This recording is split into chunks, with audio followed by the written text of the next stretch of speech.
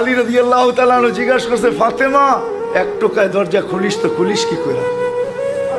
আব্বা শিখায়া দিছে। কি শিখায়া দিছে আব্বা?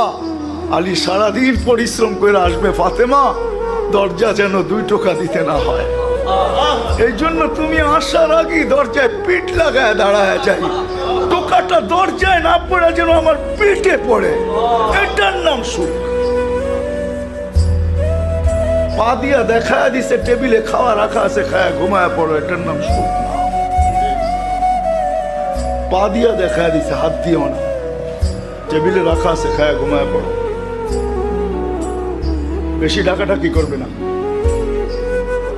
এটার নাম সুখ, এটার নাম সুখ। চতুর্থ দিনও কিছু নিয়ে আসতে পারেন না।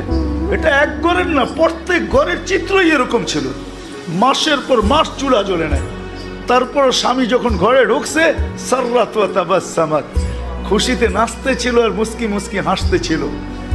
আলী রাদিয়াল্লাহু তাআলা আনহু ফাতেমা রাদিয়াল্লাহু তাআলা আনহা কাঁধে হাত রেখে বসে, রহিমাল্লাহু ইমরাতান, ফাতেমা 4 দিনের ক্ষুধার তো চুলা জ্বলে নাই, ঘরে খেজুরের বিচিও নাই, পানি ব্যতীত কিচ্ছু নাই, হাসান হোসাইনের জিহ্বা খিদা নিবারণ করায় নিয়ে আসছি আল্লাহ রসুলের জিহ্বা চোষায়া।